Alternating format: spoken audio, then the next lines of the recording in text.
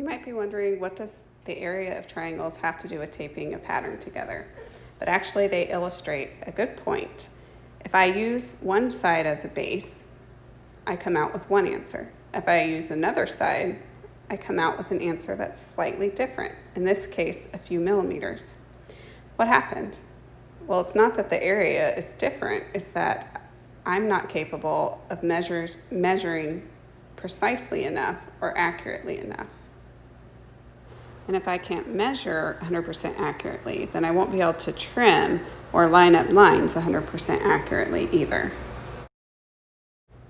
And inaccuracies that start out small become more and more noticeable the farther out we go. So these are things we want to correct early when we're taping patterns together. Of course, the first step to making sure you have an accurate PDF pattern is to print the pattern's measuring guide. It's usually the first page of the pattern, and it can either be lines like this to measure or a test square to measure, but you want to make sure that you do that, or no matter how accurately you tape it, it's going to be wrong. The other thing I look at is the layout guide, and it tells me how many paper tiles across that are going to be taped and how many down. This is the first row of my pattern, and this is not a trimless pattern, so I'm going to trim the left edge off every piece but the first piece to begin taping. So with the left edge cut off of every piece in that row but the first piece, I'm going to line it up as accurately as I can. The top line of the page and the bottom, and the little symbol. Some pattern makers put symbols that also help you in lining up. And I'm going to do that as accurately as I can, although we know I'm not able to be perfect. But we will do that, and we will do that for every page in this row. So I will just continue down the line. Now from here, I'm going to do the exact same thing to the second row. I'm only going to cut off the left edges of everything but the first page and get them all taped together before I cut off the tops and attach them to the top row.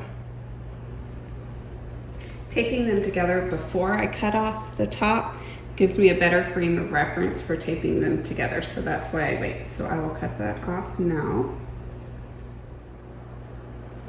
So now it's time to tape our second row to our first row. And since our goal is to avoid little discrepancies that we may not be able to notice, that might cause bigger problems later, I'm not gonna start at either end, because what's little here might end up bigger on the other end. So I will start in the center and line those up.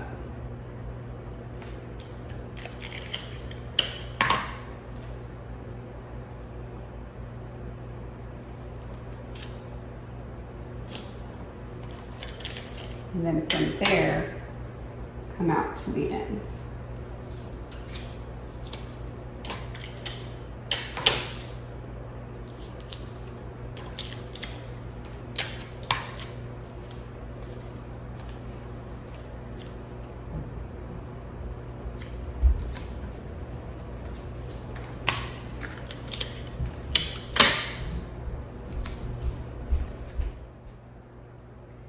Now I'll just continue to do each subsequent row in the same way until I have the whole thing taped together. Taping your patterns in this way helps to minimize the effects of tiny inaccuracies and gives you the chance to correct them sooner. If you try it, let me know how it works for you. And if you enjoyed this tutorial, please like, share, and subscribe. Thank you.